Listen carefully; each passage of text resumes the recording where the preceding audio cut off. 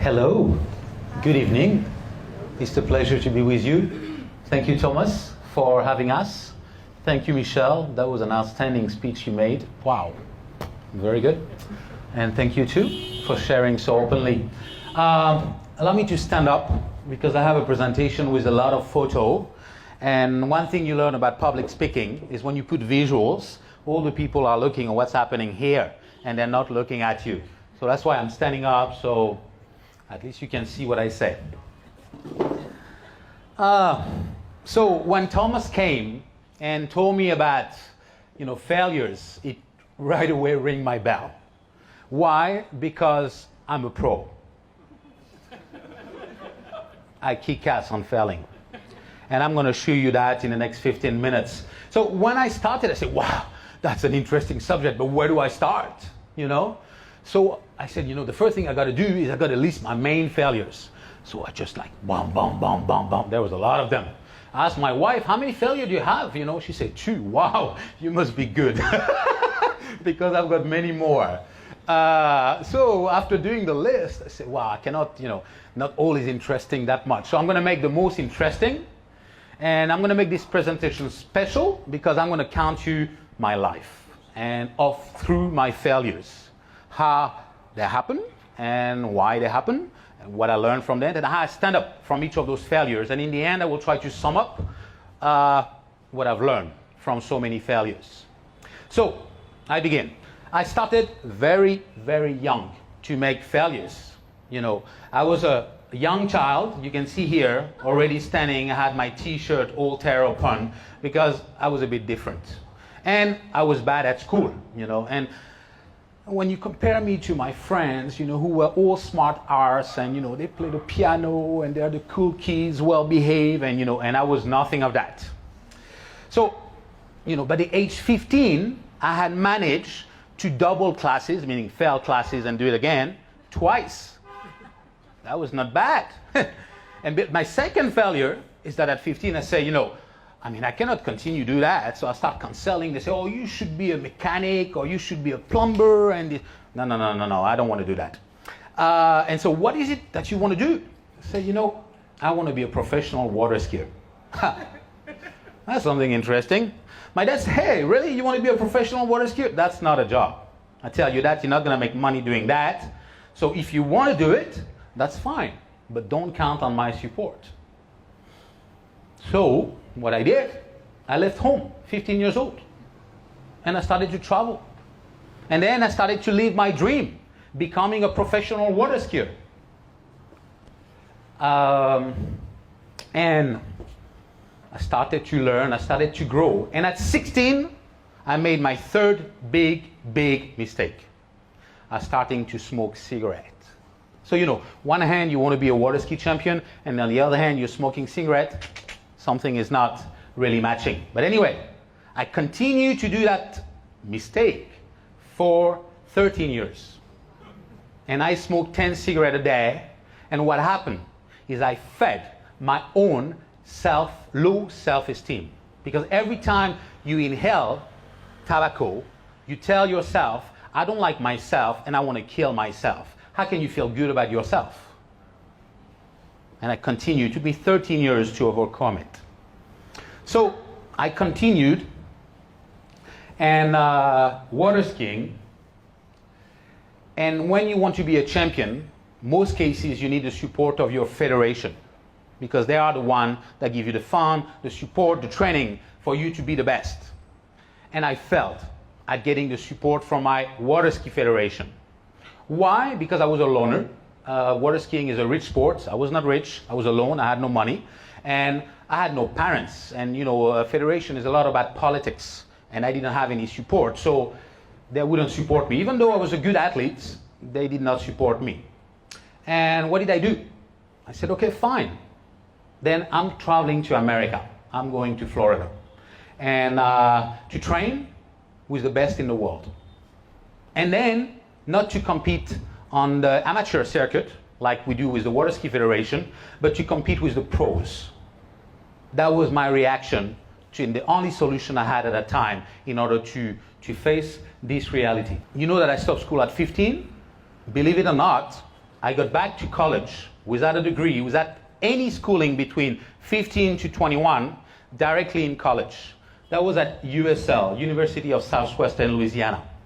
I managed to get a scholarship, a full scholarship, water skiing included, to compete for that university. And actually, I was 3 times national American collegiate champions with that school. And I managed to go through school quite well. I worked hard, and I was, kind of a B plus A kind of student, most cases, working my butt off. But really, I didn't fit in because I was already a professional athlete, competing on the professional circuit, studying at the same time, being older than all my teammates. And all my teammates wanted to drink and to party, and me, I was going to the gym, eating properly, training, focusing on being the best that I can be. So already that made me very different than my team group. And on top of it, I smoked weed.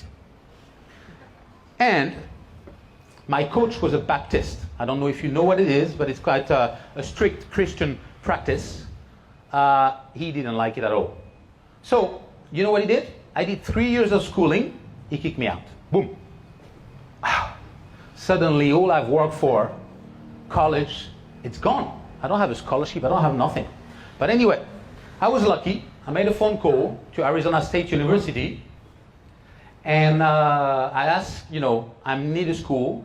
Can you give me a scholarship? And in less than 2 weeks, I was able to get that. And I moved to Arizona, and I traveled from Louisiana all the way to Arizona by car with everything I had. I had a very, very old junk car. But anyway, got there, and that was one of the best communication school in the world. Top 10, I believe, or something like this. And I was a communication degree. And so that was a fantastic opportunity. But believe me or not, 6 months before graduating, I quit. Why is that? Simply because my sponsor and friend, Matt Conley, came to me and said, Patrick, we are very strong in the American market, but we really need someone to help us grow our business worldwide. And he said, we'll give you $5,000 a month. You will travel the world, and you will open market for us around the world. Do you want to take the job? 25 years old, $5,000 a month. I never had that kind of money ever. It was an American dream of sorts. I said, you know what? School can wait. I can always come back to get the diploma. This is an opportunity I need to get now. So I didn't finish my college. And then I went to work for Icon Skis and for 2 years, and that was a marvelous experience. During that time, I continued to compete. And I was European champion, and I was one of the best water skiers in the world. Not the best, but just under that. And one day, the dream of every athlete is to have a world record. And I had it. That day, at Paddy Classic in Ireland, the final of the World Cup, 1996, I had jumped my personal best on the prior jump, over 200 feet.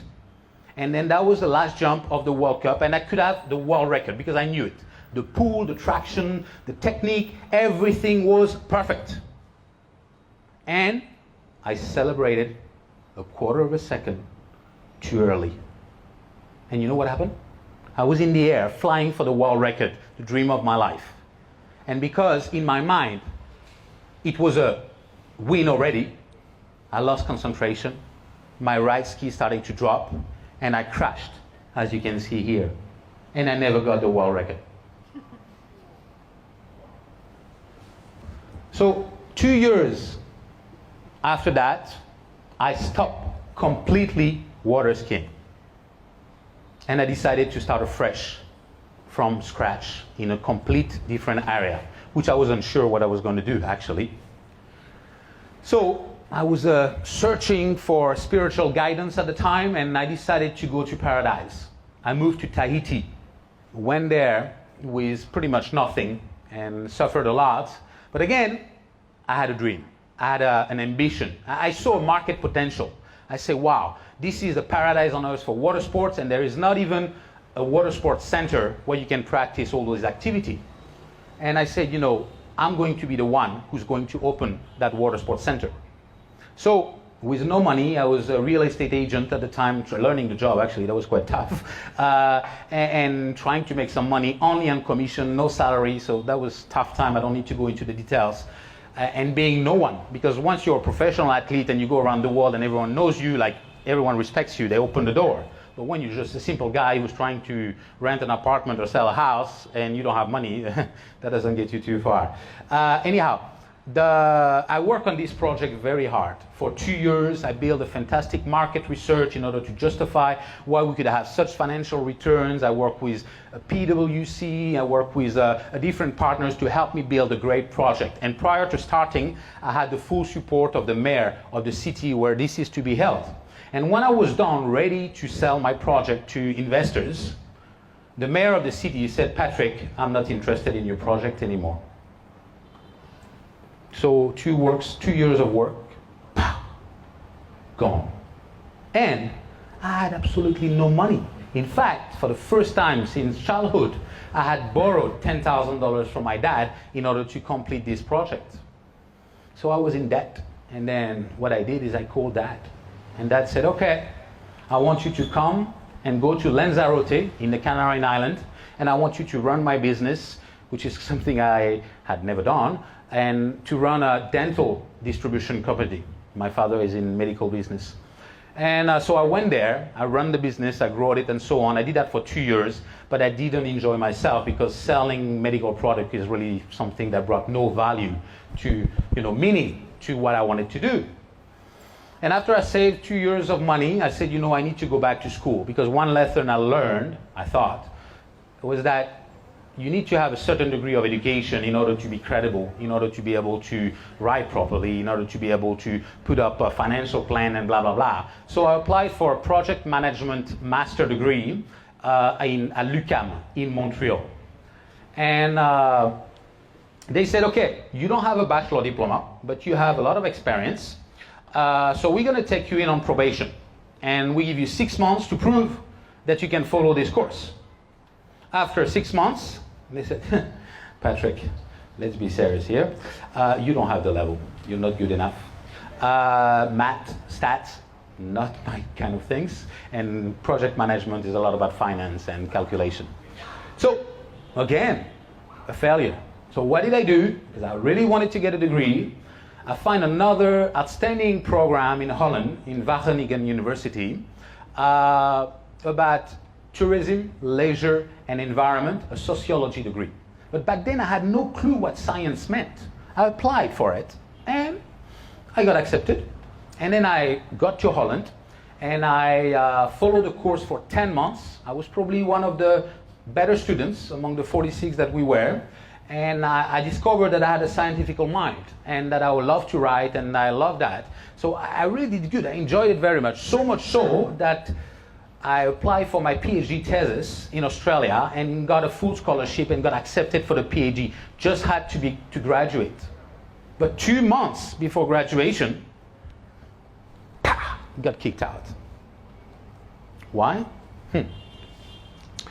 Because the dean of the program and me, we had, since the very beginning, ego conflict. So it was too big ego, trying to be right, and that wasn't too good. But in the end, I made a big mistake, and I told him about the many things I didn't like about his program and himself. And the next day, I had a letter that I was kicked out of the program. There was another reason, is that I had cheated to get in. Because again, I didn't have my bachelor degree or anything to prove that I can get into the master.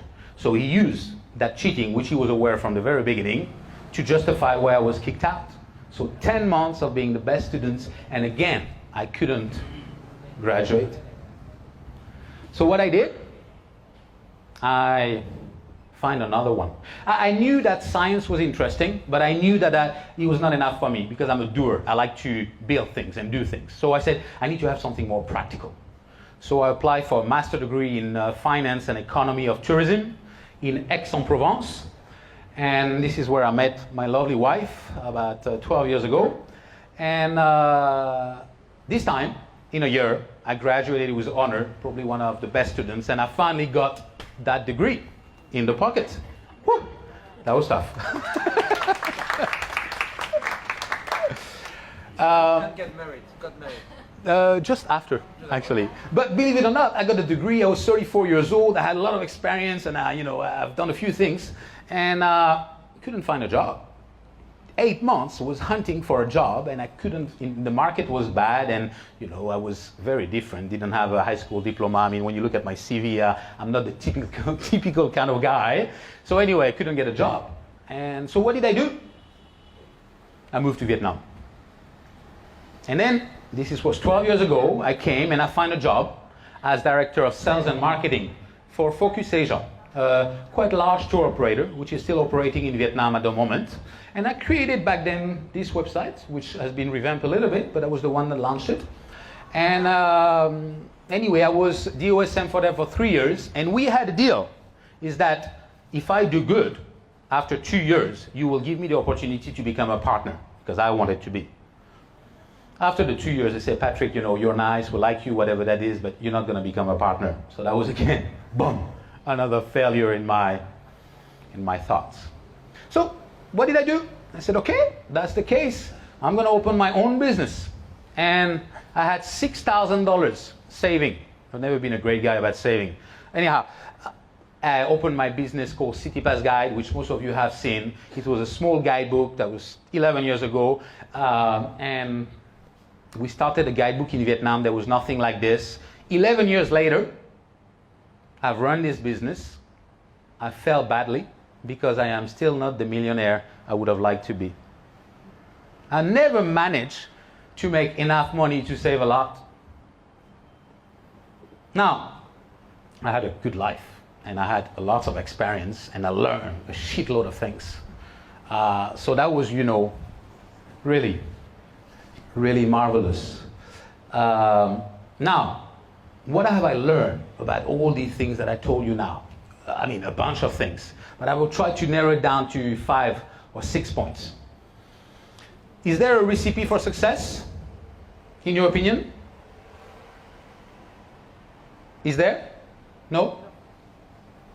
I believe there is. The first thing is you need to ask the right questions.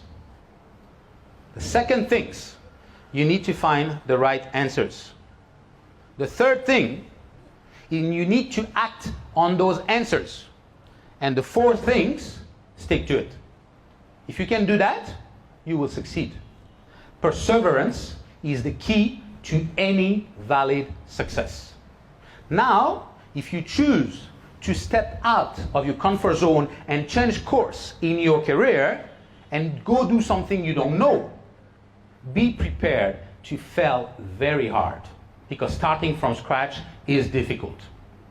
But this is how you can learn more, by challenging yourself, pushing your limit as far as you can. Now, make your choice wisely on how you want to go, not like me. Sounds like an interesting story, maybe, but do you know why I did water skiing? Because my dad was a snow ski champion. And I wanted to prove my dad that I could do better than he did. You know why I did my study? Because everyone told me if you want to be someone, you gotta have a master's degree. And because my dad also went to HEC, which is a quite good commerce school, and I wanted to prove my dad internally that I could do better than him. And is that good motivational factor to drive you for the long term? Probably not. Now, money is not a goal. Money is a mean to an end. And if you do anything and you do it well, have no regrets, because for sure you will learn so much on the way. In the end, what I think is most important above all, and that may surprise you, but the first thing is about breathing. Because breathing is the essence of life. It is the first thing you do when you are born, it is the last thing you do when you are dead, and it is the things you do every day the most. So if you are not aware of your breathing, you are not fully living your potential. You are not fully healthy. Breathing is the center of ourselves. The second most important rule for me, learn to love. To love everyone equally, and to learn foremost the people that matter most to you.